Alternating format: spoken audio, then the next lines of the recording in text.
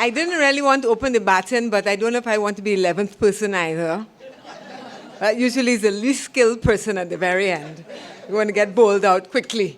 But anyways, somebody had 5 to 15 minutes. Tracy told me I had 2. But, okay. So we're going to hold on to the 5 minutes. So here's the thing about Europe. So thank you, UOC and Europe, for having this event. Last year, they did a similar thing in City Hall in Port of Spain around a term which Tracy and Arif came up with, administrative violence. And today, it's dignified lives. And I think in both of those instances, they're trying to rejuvenate concepts and get us to think about fundamental human rights in different spheres, and we've done it all here tonight.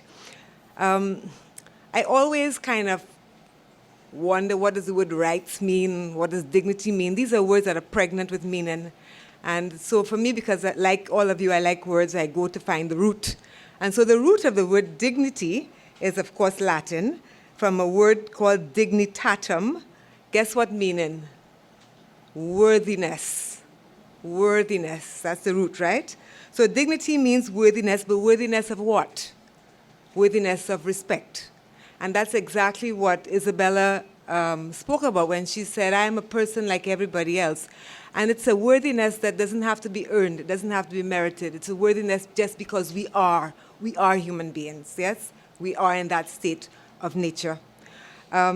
And so it's an essential entitlement, and it's worthwhile remembering all the time that that entitlement to non-discriminatory respect is one which is encoded not only in our Constitution, but in all those foundational UN documents to which we would refer, including the UN Charter. And I want to just read the phrase in the UN Charter because I think a lot comes from that, where the member states of the UN reaffirm faith in the fundamental rights, human rights, and in the dignity and worth of the human person, and in the equal rights of men and women. You see all those things come closely together, and that's back in 1945, right? Or 46, something like that.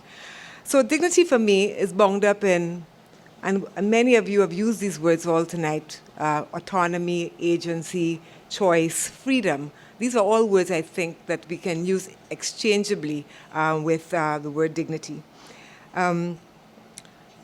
So autonomy, another word I went to look for the root of.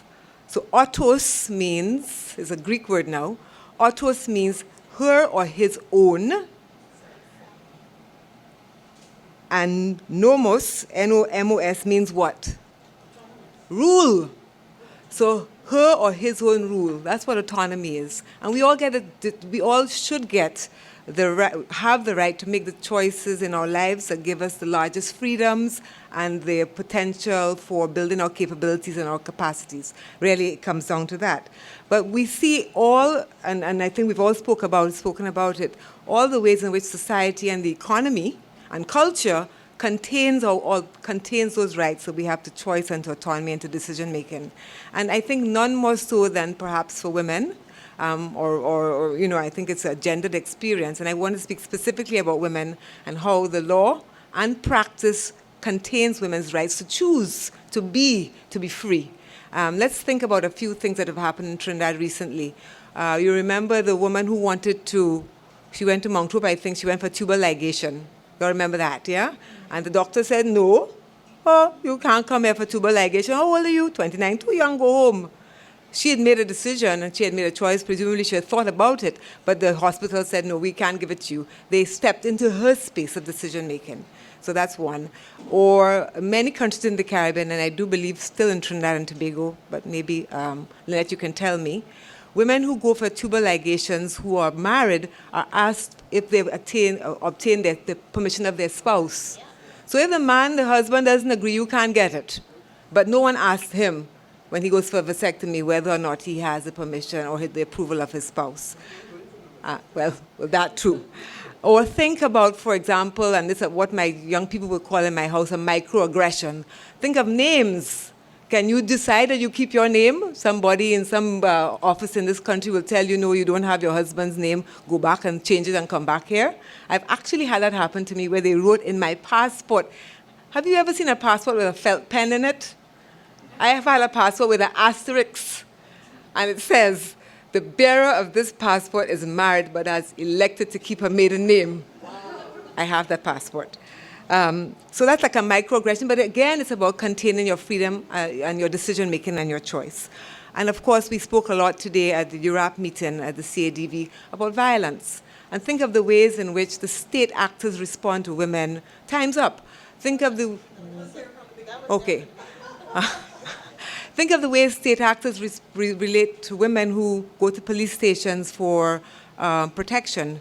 And many police still say, even now, well, that's husband and wife business. Can't you sort it out? Go home. So even in the face of women coming to police station asking for the state's protection, they are distracted, and their decision making is undermined. And of course, that experience is not just about gender. The experience is much worse in relation to women who are poor.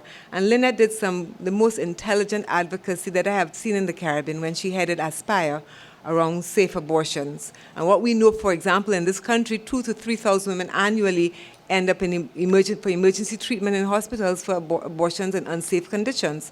Yet women still don't have the right to make that decision and access safe reproductive services. And of course, disproportionately, poor women don't have that right, because as Lynette pointed out, over 10 years ago, middle-income women, upper-income women, they can go to the private doctors and get their safe abortion. So there are many ways in which different kinds of inequalities come together to undermine people's dignities, and I think we all spoke about that tonight. So I want to just end by saying, because certainly my 5 minutes must be up, that we have to be able to demand of the state in a much more consistent, forthright manner that the state protects us from violence and in violations of non-state actors, that the state respects our rights, in other words, gets out of our private life. Who I sleep with is not the state's business. Whether or not I choose to take a child, I choose to keep a pregnancy or not, is not the state's business. All those things which the state is intervening in our private life are things that the state,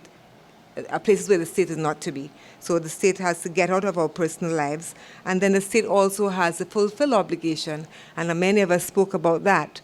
How do we ensure that the state fulfills its obligations to provide us with social protection, with decent work, with labor rights, all those things, with HIV treatment as you age, mental health and non-discriminatory access, all those things that the state has an obligation to fulfill human rights. How do we come together to do that? So I want to end with 3 words to say, as we demand of the state, protect, respect, and fulfill our rights, we have to do that through some measures. And I think URAP shows us the way, and it has done so in the last many years. First thing is the 3 Ps of human rights advocacy. Pressure. How do we apply pressure to the state with intelligent research and intelligent advocacy to move the state forward, yes, to guarantee our rights? So the pressure. Sometimes we have to do persuasion. And recently we had with a non-profit organization bill, we did both pressure and persuasion, and eventually we did get the state to respond to us, and we had partners, the NXP with some of the independent senators. And the last one is patience. So sometimes the arc of, what did Martin Luther King say? The arc of history is long but something. But Ben's was justice. So sometimes you have to have the patience to take you across that arc. But guess what? Sometimes you need to be very impatient.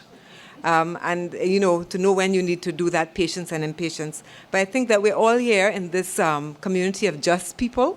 And onwards. Thank you.